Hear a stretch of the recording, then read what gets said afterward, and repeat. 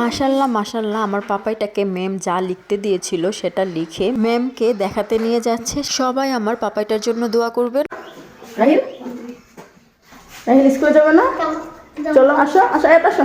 Hello, আসসালামু আলাইকুম, welcome to our page Aladdin জিনের লাইফস্টাইল। সবাই কেমন আছেন? আশা করছি ভালো আছেন। আমরাও ভালো আছি আলহামদুলিল্লাহ। চাকরিটা আমি পেয়ে গেছি, বেলা শুনছো। আর সেই চাকরিটা হচ্ছে ভালো মানুষ আর আমার প্রত্যেক দিনের সকালে পাপাইটাকে নিয়ে স্কুলে যাওয়া। এই তো দেখতে পাচ্ছেন, এখন পাপাইটাকে নিয়ে আমরা স্কুলে যাব। ভালো মানুষ তো আমাদের নামে দিয়ে চলে যাবে অফিসে, আমি তো তার সাথে বসে তার সাথে ক্লাসও করব। আর এই তো দেখতে পাচ্ছেন স্কুল ওর হচ্ছে 4 তলায়, 3 তলায় কি সুন্দর মাদ্রাসার মধ্যে বাচ্চারা সকাল সকাল কোরআন তেলাওয়াত করছিল। স্কুলে ঢুকেই পাপাইটাকে লাইনে অ্যাসেম্বলিতে দাঁড় করিয়ে দিলাম। Raise your hand.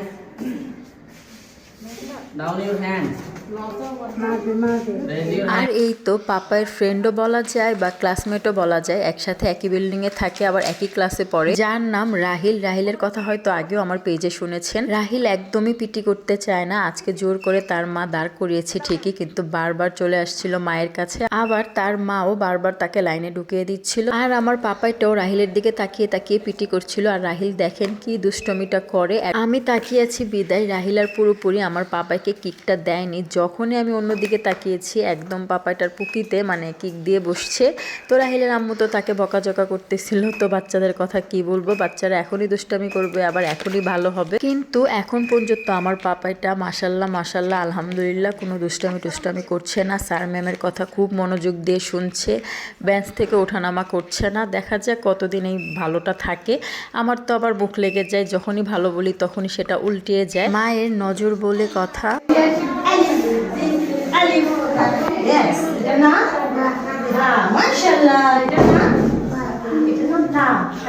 জোরে বলো। কান ফাটা করো। তা, জোরে বলো। তা, আরে জোরে। এটা না?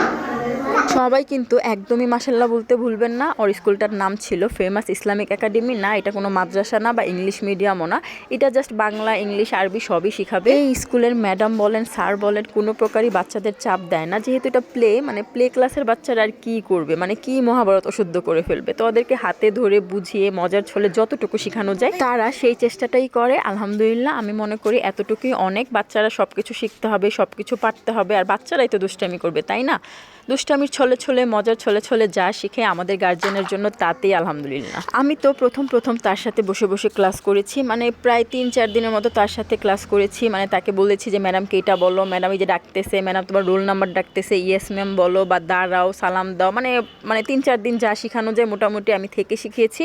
এরপর আমি তাকে দিয়ে বের হয়ে গিয়েছি। আমার মনে হচ্ছিল স্কুলে ভর্তি করিয়ে দিয়ে যদি আমি তাকে শিখাই তাহলে লাভটা হলো কি স্কুলে ভর্তি করার, আর আমি না থাকলে ম্যাম দেখা যাবে ওর প্রতি একটু গুরুত্ব দিবে, হাতে ধরে ঘুরিয়ে ঘুরিয়ে লেখা শেখাবে, যা আমি থাকলে হবে না। আর তাই আমি বের হয়ে যাওয়া। আর এখন হচ্ছে টিফিন টাইম। আমার পাপাইটাকে যেটা আমি কখনো করিনি, মোবাইল বা টিভি দেখিয়ে খাওয়া, সেটা স্কুলে করাচ্ছে। মানে টিভি দেখিয়ে টিফিন খাওয়া।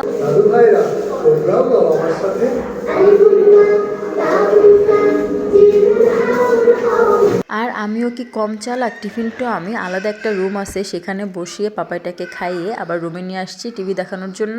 আমার কথা হচ্ছে বাসায় যেটা করাই না স্কুলে সেটা করিয়ে কেন অভ্যাসটা বদ অভ্যাসে পরিণত করব। এই তো দেখতে পাচ্ছেন রাহিলের ড্রেস চেঞ্জ, কারণ তাকে তার মা ড্রেস চেঞ্জ করে দিয়েছে, সে একটু ড্রেসটা ময়লা করে ফেলেছিল। রাহিল কিন্তু শুধু পিটিতেই দাঁড়াচ্ছিল না, যে এমন না, সে ক্লাসও এতটা মনোযোগী না, কারণ সে বারবার বের হয়ে যাচ্ছিল, কারণ সে মা ছাড়া কিছু বুঝে না।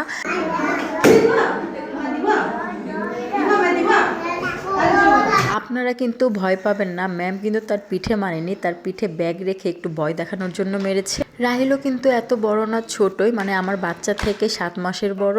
তো এই বাচ্চা আর কি বুঝবে, যাদের এখনো 5 বছরই হয়নি তাদের স্কুলে ভর্তি করিয়েছে, তারা দুষ্টামি করবে না কে করবে, আমরা বড়রা করব বলেন। তো এই তো আমার বাবাটার স্কুল শেষে আমি আবার একটু লাইব্রেরিতে গিয়েছিলাম, ওর জন্য পেন্সিল, বাংলা, আরবি, তারপর হচ্ছে ইংরেজি আর অঙ্ক খাতা কিনেছিলাম। তারপর তার ব্যাগটা হাতে নিয়ে বাসায় যাচ্ছিলাম, আর বাসায় এসে দেখিয়ে দিচ্ছি কি কি খাতা কিনেছি। তো সবাই আমার পাপাইটার জন্য দোয়া করবেন, সকল বাচ্চার জন্য দোয়া। আল্লাহ হাফেজ, আসসালামু আলাইকুম।